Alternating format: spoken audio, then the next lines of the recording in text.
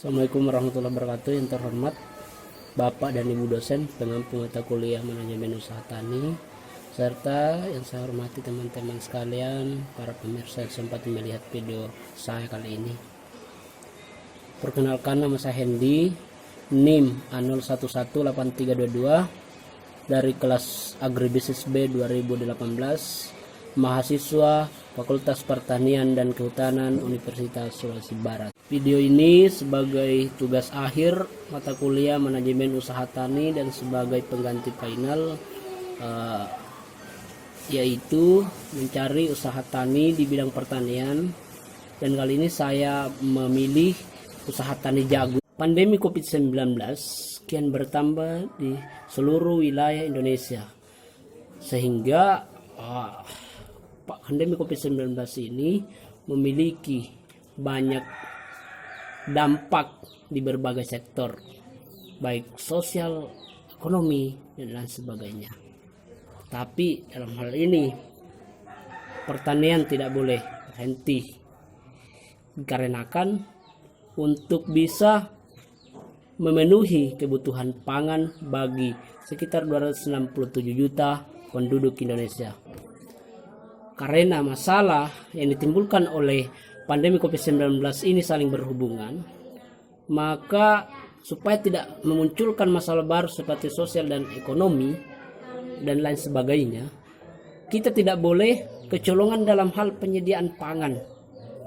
Nah, untuk itu kita harus menjadikan pertanian sebagai garda terdepan untuk mencegah penularan COVID-19 ini. Satu alternatif untuk bisa mengatasi COVID-19 ini adalah kita sebagai manusia harus menguatkan sistem imun. Nah, bagaimana caranya? Kita harus mengkonsumsi nutrisi-nutrisi yang kaya akan karbohidrat, lemak, protein, dan lain sebagainya.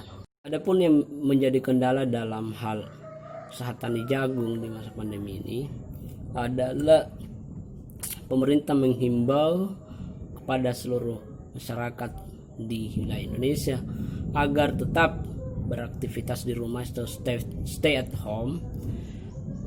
Tetapi ini jangan jadikan sebagai kendala. Saya mengambil jagung sebagai usaha tani yang efektif dalam hal mengatasi kelangkaan pangan di masa pandemi ini, dikarenakan jagung itu memiliki banyak manfaat bagi kesehatan. Karenakan jagung ini memiliki kandungan karbohidrat sekitar 80% dari seluruh biji kering. Nah, ini menandakan bahwa jagung ternyata bisa digunakan sebagai pengganti beras. Nah, dikarenakan banyak kandungan karbohidrat sehingga jagung ini bisa digunakan sebagai salah satu cara untuk bisa mengatasi pandemi COVID-19 ini, yaitu penguatan sistem imun. Dan walaupun begitu, walaupun misalnya pembatasan aktivitas di dalam pemasaran jagung, tetapi itu tidak bisa dijadikan sebagai alasan untuk tidak menyediakan pangan di masa pandemi ini, dikarenakan pemerintah selalu mencari cara agar bagaimana bisa petani tidak terhambat dalam hal menyediakan pangan untuk negeri, yaitu misalnya pemerintah menyediakan sarana distribusi online dengan cara bekerja sama di berbagai marketplace. Kita tahu bahwa jagung ini umurnya lumayan singkat atau cepat, hanya berkisar sekitar 3 bulanan. Jadi saya rasa ini adalah salah satu usaha tani yang efektif dalam hal penanganan kelangkaan pangan di masa pandemi ini.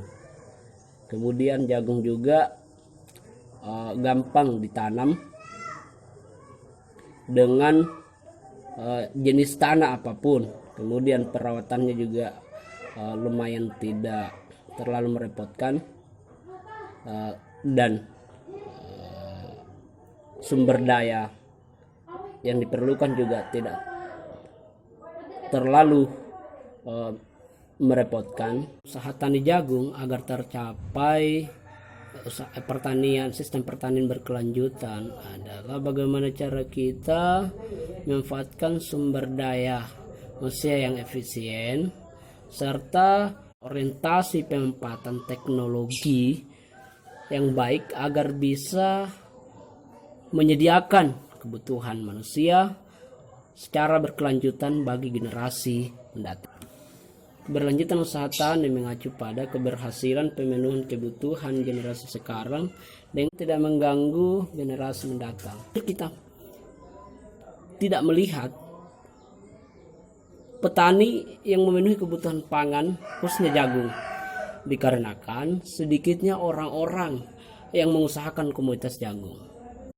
Jadi dari aspek sosialnya yang dimana kita lihat hampir sedikit petani yang mengusahakan tanaman jagung, tetapi karena kita sebagai mahasiswa pertanian agribisnis, jadi alangkah baiknya di tengah pandemi COVID-19. Jadi penting untuk kita usahakan tanaman jagung dalam hal mengatasi kelangkaan pangan di tengah pandemi COVID-19. Dalam hal ini kita bisa menjadi toko dalam hal pemenuhan kelangkaan pangan di masa pandemi COVID-19. Jadi perlu ada namanya sistem gotong royong, dan ini menunjukkan penggunaan tenaga kerja yang berbasis pemahaman nilai-nilai luhur Pancasila dan sebagai kebudayaan kultur Indonesia. Sedangkan di aspek ekonomi, meskipun harga jagung di masa pandemi menurun, tetapi ini bukan menjadi masalah utama yang akan menjadi kendala dalam hal pemenuhan pangan negeri kita. Dan perlu diperhatikan persoalan kelancaran ekonomi nasional juga itu penting, karena kan ini adalah salah satu siasat dan upaya untuk bisa menjadi seorang tokoh pahlawan untuk menjadi penyedia pangan di negeri kita. Tetapi di dalam hal pemenuhan kebutuhan pangan di aspek ekonomi misalnya perlu diperhatikan kaidah-kaidah ekonomi berlaku, misalnya karena hari ini kita berada di tengah pandemi COVID-19, perlu berlaku adil di dalam hal aspek ekonomi ini. Kita melihat bahwa kebutuhan akan pangan di Indonesia semakin diperlukan diakibatkan oleh dibatasinya masyarakat dalam beraktivitas, sehingga dalam stok pangan negeri ini bisa akan langka. Jadi ini akan mendorong sebuah permintaan khususnya jagung dan menjadi peluang bagi kita untuk menyediakan pangan bagi seluruh bagi kebutuhan masyarakat Indonesia. Usaha tani jagung juga bisa dijadikan sebagai salah satu alternatif untuk mencegah ketergantungan pangan di bidang ekonomi. Misalnya kita bisa mencegah impor terlalu banyak yang mengakibatkan harga relatif rendah. Selanjutnya di aspek lingkungan atau ekologi, dalam usaha tani jagung perlu diperhatikan asuhan pembudidayaannya. Dalam produksi jagung untuk pemenuhan kebutuhan pangan di masa pandemi COVID-19 perlu mengutamakan optimalisasi produksi jagung. Kenapa perlu optimalisasi produksi jagung? Karena kan dalam hal optimalisasi adalah suatu nilai-nilai yang luhur guna untuk mencegah rusaknya lingkungan sekitar. Ini salah satu cara untuk melestarikan lingkungan kita, tidak merusak biota dalam hal keserakan manusia. Nah, bagaimana caranya? Yaitu mulai dari hal pembudidayaan perlu diperhatikan kaidah-kaidah tertentu dalam hal penggunaan media tanam, misalnya bahan kimia dan lain sebagainya, harus digunakan secara efektif dan efisien. Karena ketika kita menggunakan bahan kimia yang terlalu berlebihan, ini merupakan bukan cara pertanian berkelanjutan, karena ini akan bisa merusak kelestarian lingkungan dan generasi kita yang mendatangkan terancam. Hal-hal yang perlu kita perhatikan di dalam usaha tani jagung adalah subsisten agribisnisnya. Hal-hal yang perlu kita perhatikan adalah di dalam usaha tani itu ada namanya subsisten agribisnisnya. Nah, subsisten agribisnis dari jagung ini yang pertama subsisten produksi hasil, alokasi hasil, di mana yang di subsisten alokasi hasil ini kita akan melihat penggunaan sarana alokasi teknologi yang digunakan di dalam usaha tani jagung ini. Kemudian adalah sarana produksi. Sarana produksi ini pertama kita perlu pemilihan bibit.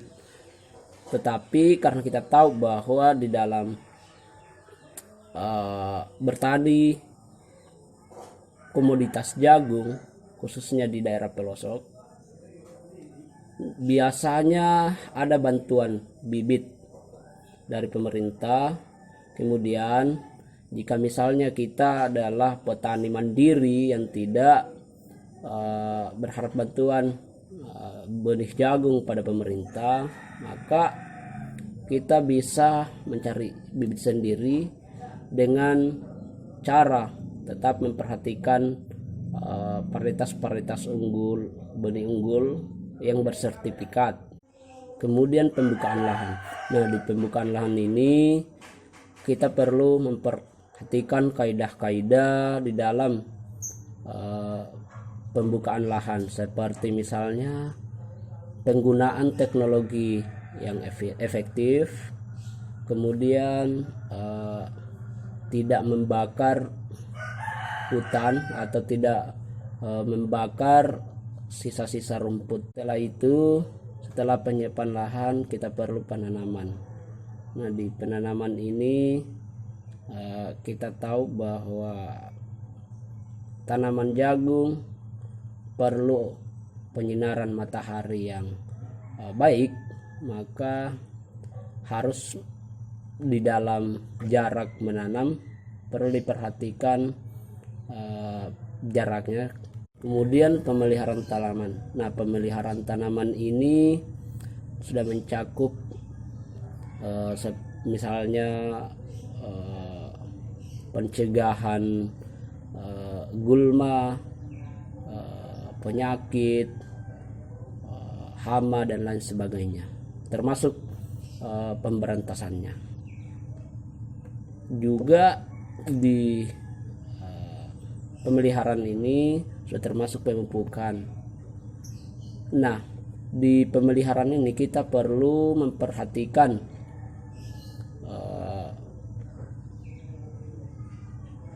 pemupukan yang baik. Selanjutnya kita akan masuk masa panen jagung. Nah, di panen jagung ini perlu diperhatikan waktu-waktu saat menanam jagung. Misalnya tidak menanam jagung pada saat musim hujan. Kemudian masuk di subsistem pengolahan hasil. Nah, di pengolahan hasil ini kita bisa memasarkan secara langsung biji jagung yang sudah dipanen, ataukah mengolahnya menjadi bentuk lain seperti misalnya dijadikan tepung atau dijadikan makanan lain, misalnya seperti dodol dan lain sebagainya. Selanjutnya kita masuk pemasaran. Nah, di pemasaran ini kita bisa juga memasarkan secara langsung hasil produksi pertanian kita, ataukah kita bisa mengolahnya menjadi bentuk lain. Mungkin sekedar inilah video saya kali ini. Bila ada kesalahan dan kekurangan, mohon maaf, karena saya sebagai manusia tidak pernah dan tidak lepas dari kesalahan dan kehilapan. Jadi saya akhiri dengan ucapan billahi taufiq wal hidayah. Wassalamualaikum warahmatullahi wabarakatuh.